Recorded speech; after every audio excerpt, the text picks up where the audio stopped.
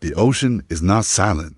Those who've never descended into its depths might imagine it as a void of nothingness, a realm of absolute quiet where sound goes to die, but submariners know better. They know that beneath the waves exists a world of whispers and groans, of clicks and creaks that travel through water with an efficiency that air could never match. They know that in the darkness, where sunlight surrenders and pressure becomes a crushing hand against the hull, sound becomes your only sense of the world beyond your steel cocoon. And they know, perhaps better than anyone, that sometimes you hear things down there that have no explanation, no rational source, no entry in any manual or textbook that could possibly account for what your sonar is telling you. This is the story of one such encounter, an incident that would challenge everything a crew of professional naval submariners thought they understood about the ocean and what might inhabit its deepest reaches. It's a story that remains classified in certain circles whispered about in submarine bars and veterans' halls. A tale that makes even the most hardened sailors pause and reconsider what they think they know about the world beneath the waves. The year was 1968, and the Cold War was at its frozen peak, a chess game played with nuclear pieces across an ocean board where one wrong move could end civilization as we knew it.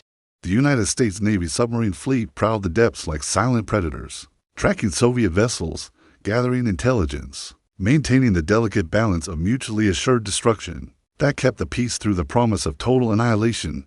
These were not the submarines of World War II, those cramped diesel boats that had to surface regularly to gulp air and recharge batteries. These were nuclear-powered leviathans, vessels that could remain submerged for months at a time, that could dive deeper and move faster than anything that had come before. That represented the cutting edge of military technology and human engineering. The USS Stein, a Knox-class destroyer escort, was not technically a submarine, but its encounter would become legendary in naval circles and submarine communities alike. But before we get to the Stein, we must first understand another incident, one that occurred in those tense months of 1968, one that has never been fully declassified, one that exists only in the memories of the men who experienced it and the fragmentary reports that occasionally surface in declassified documents with entire sections blacked out by government censors. The submarine in question was on a classified patrol in the Pacific, operating at depths that would make most people's ears pop just thinking about them.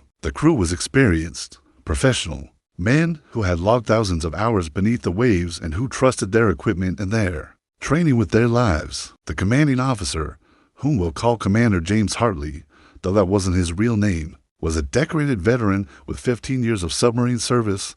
His sonar operator, a young petty officer named Michael Chen, had ears that his colleagues swore could hear a shrimp fart 3 miles away. His executive officer, Lieutenant Commander Robert Walsh, was known for his calm demeanor under pressure and his methodical approach to problem solving. They were running deep and silent, maintaining the strict noise discipline that submarine operations demanded. When Chen first detected the contact, it appeared on his sonar screen as a blob, an indistinct return that didn't match anything in his catalog of known vessels or marine life. At first, he thought it might be a biological, perhaps a large whale or a pod of dolphins, but the acoustic signature was all wrong. Whales had distinctive sounds, songs that carried for miles, clicks and calls that were as unique as fingerprints. This was something else, something that registered as a solid return on active sonar, but produced almost no sound of its own. On passive systems, Chen reported the contact to the officer of the deck, keeping his voice calm and professional despite the unease growing in his gut. The submarine altered course slightly, a standard maneuver to determine if the contact was stationary or mobile. If it was stationary, say a rock formation or a sunken wreck, they would pass it and it would fall astern. If it was mobile, its bearing would remain constant or change in ways that would reveal its course and speed. What happened next would be discussed in hushed tones for decades afterward. The contact matched their turn. When they zigged, it zigged. When they zagged, it zagged. It maintained a constant distance of approximately 2,000 yards, staying just at the edge of clear detection range, like a shadow that refused to be shaken. Commander Hartley was called to the con, and he studied the sonar display with the intensity of a man whose life depended on correctly interpreting what he was seeing, because it did. In the ocean, ignorance could kill you faster than any enemy weapon. Thus, identifying a contact could mean swimming into an ambush or, worse, starting an international incident that could escalate into war.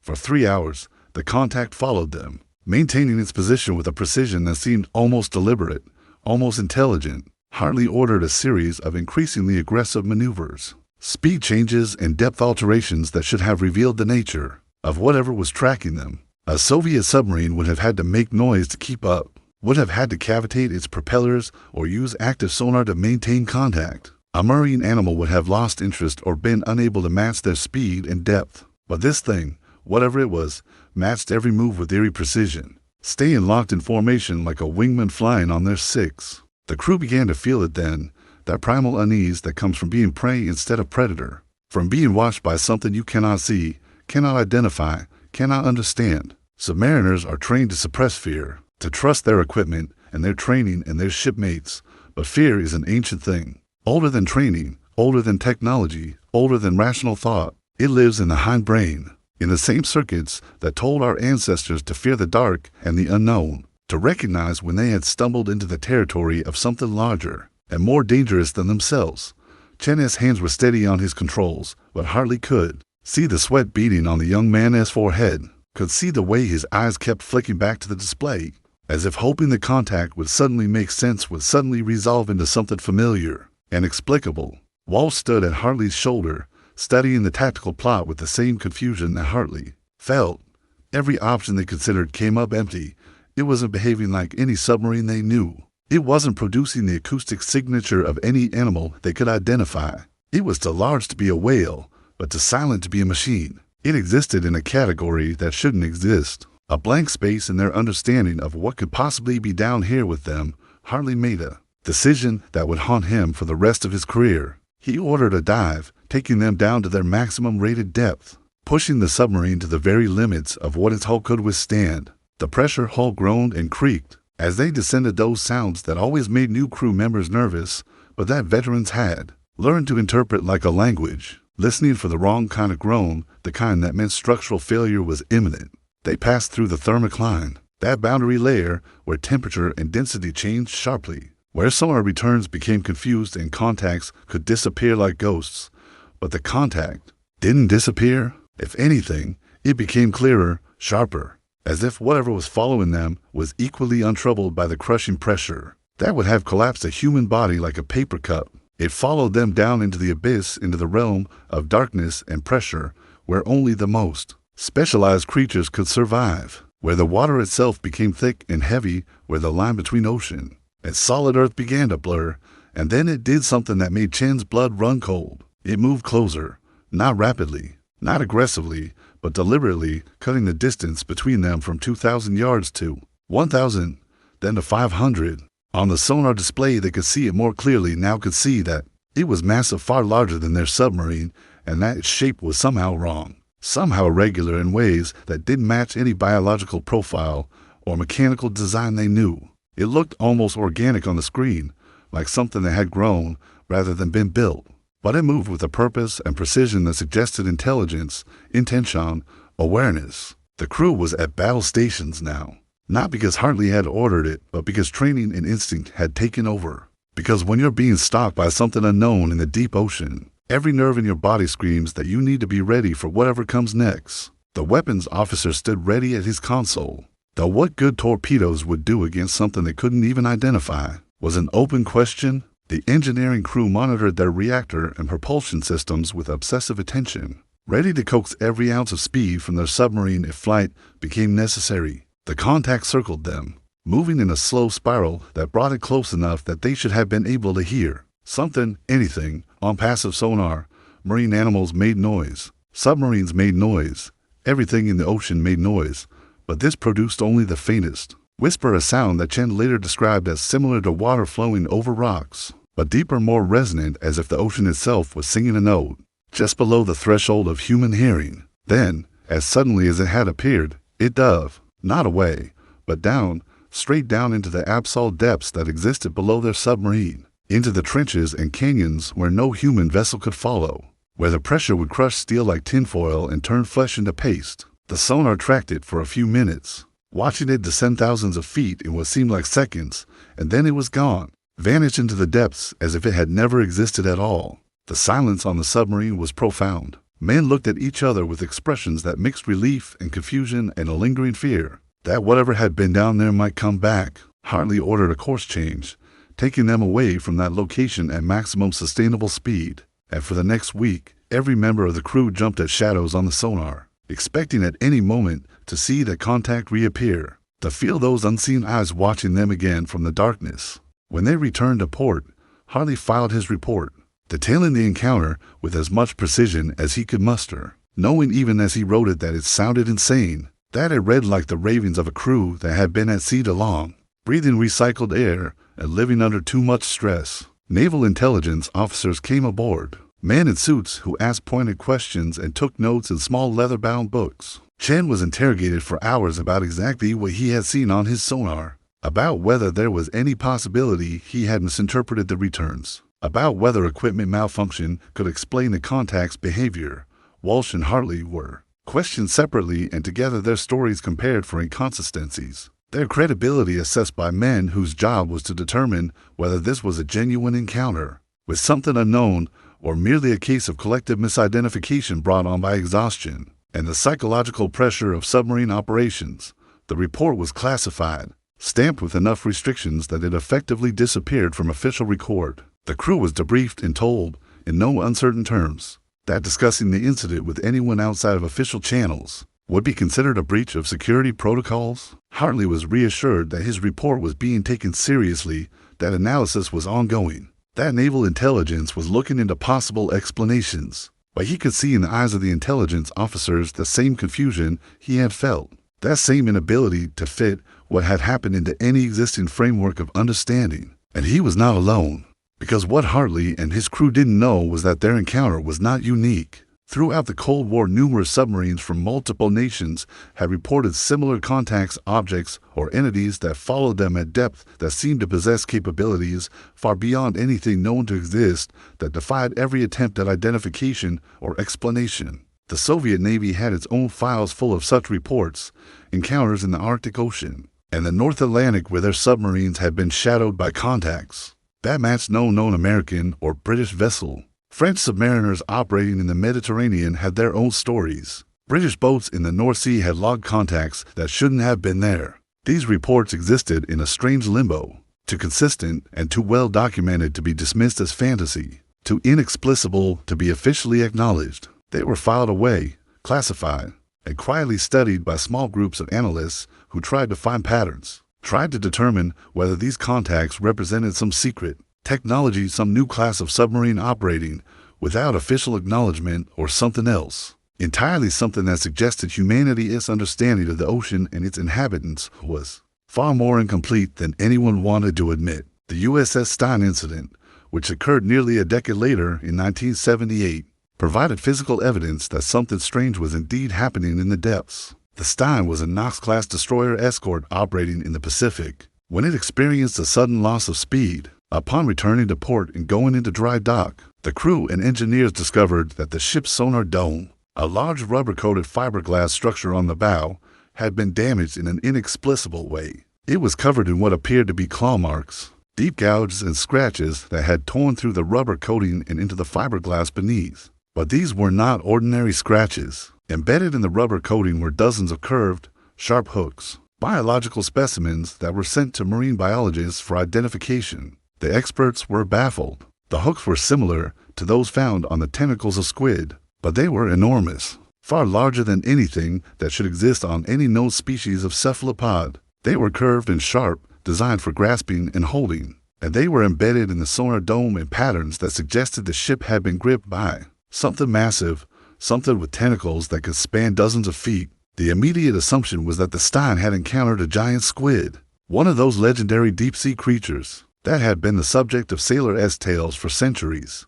but that were rarely seen and never properly studied. Giant squid were known to exist. Specimens had washed ashore occasionally, but they were elusive, living at depths where human observation was nearly impossible. However, even the largest known giant squid couldn't account for the size of the hooks found on the Stein, or the pattern of damage. Some of the hooks measured over an inch in length, suggesting a creature far larger than any giant squid ever documented, something that would dwarf even the largest specimens known to science. Marine biologists theorized that the Stein had encountered a colossal squid, an even larger species that was believed to exist in the deep ocean, but that had never been properly documented. Colossal squid were thought to grow larger than giant squid, to possess more robust bodies and larger hooks on their tentacles, to be apex predators in the lightless depths where they hunted sperm whales and large fish. But even colossal squid couldn't fully explain what had happened to the stein. The pattern of damage suggested the creature had deliberately grabbed the sonar dome, had wrapped its tentacles around it and held on, possibly attracted by the acoustic emissions or possibly mistaking the dome for prey. But what if it wasn't a mistake?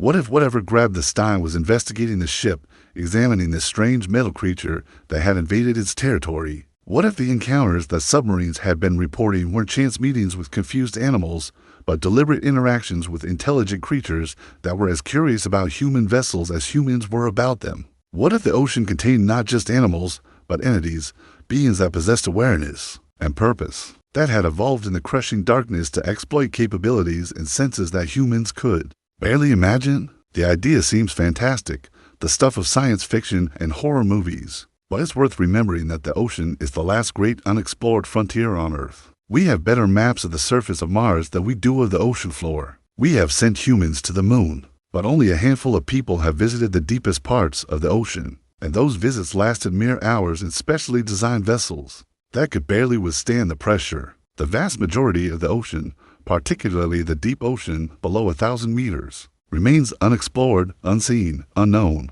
We discover new species on almost every deep-sea expedition, creatures that seem to defy the laws of biology, that live without sunlight, without heat, feeding on chemicals and debris that drift down from the surface world.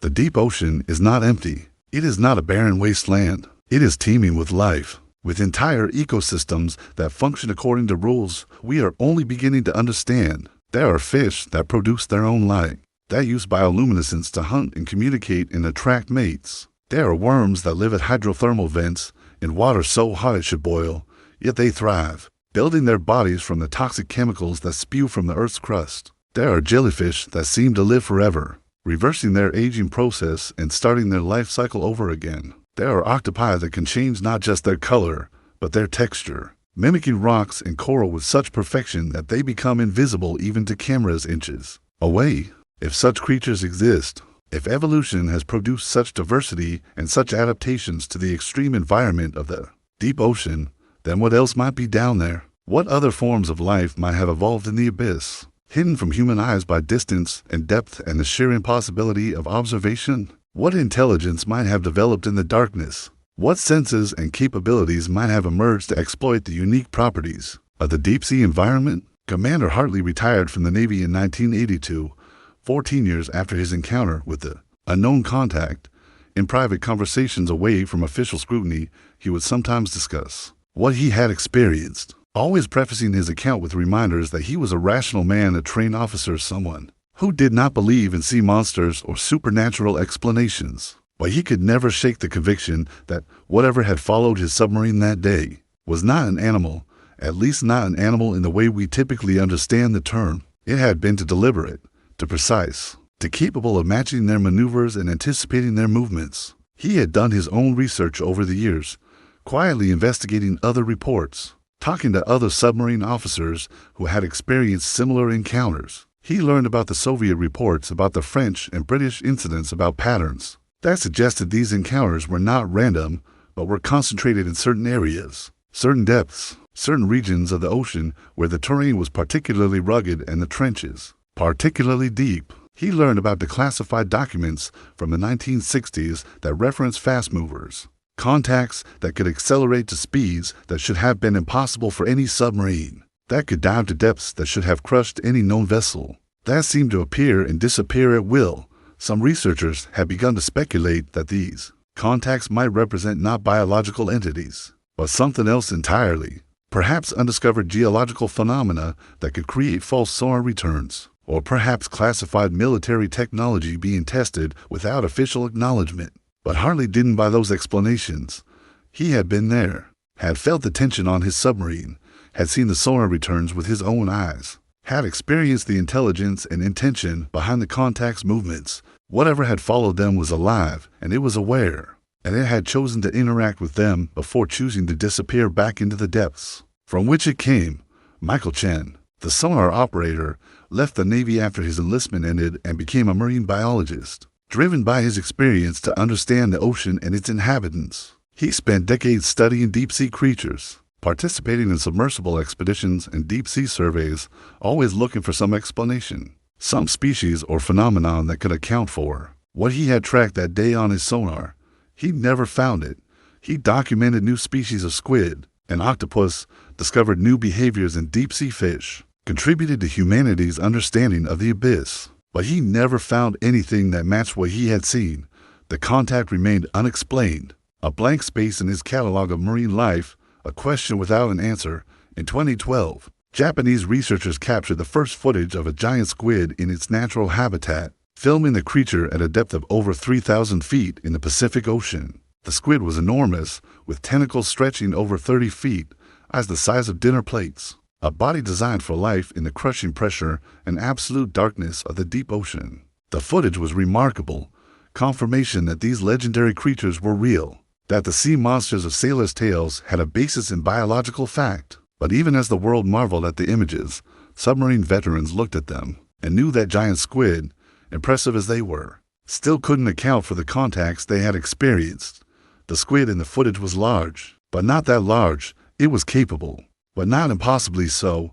It was an animal, following the instincts and behaviors of animals, not the deliberate, intentional movements that characterize the unknown contacts. The question remains unanswered. The ocean keeps its secrets better than any government classification system, hiding truths in depths where darkness is absolute and pressure is crushing. Submarines continue to patrol those depths. Crew members continue to man sonar stations and watch for contacts, and occasionally, very occasionally, they detect something that doesn't make sense, something that follows them for a time before disappearing back into the abyss. These encounters are still reported, still investigated, still filed away in classified folders that few people will ever read. But perhaps the real question is not what these creatures are, but why we find them so disturbing. Humanity has always feared the unknown, has always populated the darkness beyond our understanding with monsters and demons, with entities that threaten our sense of security and control. The ocean represents the ultimate unknown, a realm where our technology barely functions, where our senses fail, where the rules of the surface world do not apply. To think that something intelligent might live down there, something that watches us and follows us, and interacts with us according to its own inscrutable purposes, challenges our assumption that we are the masters of this planet, that we understand and control the natural world. Submariners understand this better than most. They have chosen to work in an environment that is fundamentally hostile to human life, where a single mistake can mean death, where they are surrounded by crushing pressure and corrosive salt water, where they are isolated from the world above for weeks or months at a time. They have learned to trust their equipment and their training and their shipmates, because those are the only things standing between them and the ocean that wants to kill them. And when something happens that their equipment cannot explain, that their training did not prepare them for, that falls outside the boundaries of what should be possible, it shakes them in ways that surface sailors can never fully understand. The crew of that unnamed submarine in 1968 are mostly gone now, retired or deceased. Their experience is fading into history and mythology. The official reports remain classified, hidden behind security protocols that may not be lifted for decades. The analysis conducted by naval intelligence has never been made public and likely never will be. The incident has become a story told in submarine bars, a tale passed from veteran to rookie, a reminder that the ocean is deeper and stranger and more mysterious than any training manual could ever convey. But the ocean endures, vast and dark and filled with wonders and terrors in equal measure. Somewhere in its depths, perhaps in the trenches where no light penetrates and pressure is measured in tons per square inch, something lives, something that has evolved to survive in conditions that would kill a human instantly, something that has perhaps watched human vessels for decades, observing these strange metal creatures that have only recently learned to invade the deep-sea realm, whether it is a giant squid or colossal squid, whether it is some undiscovered species of cephalopod or fish or something else entirely, whether it is even biological or something we have no framework to understand, we may never know. What we do know is that the ocean is not empty, is not mapped, is not understood. We know that every expedition into the deep finds something new, something unexpected, something that challenges our assumptions about what life can be and how it can adapt. We know that the deep sea is not a void but an ecosystem, complex and interconnected, filled with creatures that have evolved capabilities we are only beginning to appreciate. And we know that sometimes, in those depths, submarines encounter something that follows them, watches them, interacts with them in ways that suggest awareness and intention and perhaps even curiosity. Commander Hartley passed away in 2018, taking his memories of that encounter with him. In his later years, he would sometimes look out at the ocean from his retirement home on the California coast, watching the waves and thinking about what lay beneath them, about the world of darkness and pressure and mystery that existed below the surface. He never lost his conviction that what he experienced was real, that something intelligent had followed his submarine through the depths, had studied them as they tried to study it, had demonstrated capabilities that fell outside any known category of marine life or military technology, and perhaps, in the end, that's all we can say with certainty. Something is down there, something that submariners occasionally encounter, something that leaves physical evidence like the hooks in the USS Steiness sonar dome, something that appears on sonar screens and follows submarines with apparent intention before disappearing back into the abyss. Whether we ever identify it, whether we ever understand it, whether we ever manage to study it in any systematic way remains to be seen. But the ocean is patient, and the ocean is vast, and the ocean keeps its secrets. And somewhere in those depths, perhaps right now as you read these words, a submarine is detecting a contact that shouldn't be there. And a sonar operator is feeling the same unease that Michael Chen felt in 1968. And a commanding officer is studying a display and trying to understand what exactly is following them. Through the darkness, matching their turns, maintaining its distance, aware and present and utterly inexplicable, the deep ocean calls to us, challenges us, terrifies us, and fascinates us in equal measure. We have conquered the surface, we have mapped the continents, we have climbed the highest mountains and crossed the most barren deserts. But the ocean depths remain unconquered, unmapped, a frontier that pushes back against every attempt at exploration with crushing pressure and absolute darkness and distances that make space travel seem simple by comparison. And in that darkness, something moves, something watches, something lives according to rules and patterns we do not understand. In a world so alien, it might as well be another planet. The submariners who encounter these things cannot explain them, cannot categorize them, cannot fit them into any existing framework of knowledge. They can only report what they experienced, file their accounts, and hope that someday someone will find an explanation that makes sense. Until then, the mystery endures. The contacts continue, and the ocean keeps its secrets, hidden in depths where humans cannot easily go, protected by pressure and darkness and the sheer vastness of the absol plane. We are surface creatures, air breathers, children of the sun. The deep ocean is not our realm, and perhaps we are not meant to fully understand what dwells there, but we try. We send our submarines deeper. We design better sonar systems. We deploy underwater sensors and cameras and remote-operated vehicles. We map the ocean floor meter by meter. We catalog species. We study behavior and adaptation and evolution, and occasionally, very occasionally, we catch a glimpse of something that reminds us that, for all our technology and knowledge, for all our scientific understanding and rational explanations, there are still mysteries in this world, still unknowns that resist our attempts at comprehension, still questions that have no answers. The crew of that unnamed submarine lived with their experience, carried it with them through the rest of their careers and into their retirement. Some spoke of it cautiously, others refused to discuss it at all, but none of them ever forgot what it felt like to be followed by something unknown through the crushing depths of the Pacific Ocean, to be watched and tracked by something that demonstrated capabilities beyond anything they had been trained to expect. That experience changed them, gave them a healthy respect for the ocean, and its mysteries reminded them that human knowledge is provisional and incomplete, that there are more things in heaven and earth, as Shakespeare wrote, than are dreamt of in our philosophy. And so the story ends where it began, with the ocean and its secrets, with submariners who venture into the depths and sometimes encounter things they cannot explain, with contacts that appear on sonar screens and follow submarines before disappearing back into the darkness. We may never know what these contacts are, we may never understand what follows us through the deep, but we know it's there, documented in classified reports and veterans' memories, evidenced by damaged sonar domes and hooks embedded in rubber coatings. A mystery that endures despite our best efforts to solve it. The ocean is not silent. It is full of sound and life and mystery, and sometimes, when a submarine ventures into its deepest reaches, that mystery makes itself known, following silently through the darkness, aware and present and utterly beyond our understanding. That is both the terror and the wonder of the deep ocean. The realization that we share this planet with things we do not know, cannot predict, and may never fully comprehend. And perhaps that's as it should be. Perhaps some mysteries are meant to endure.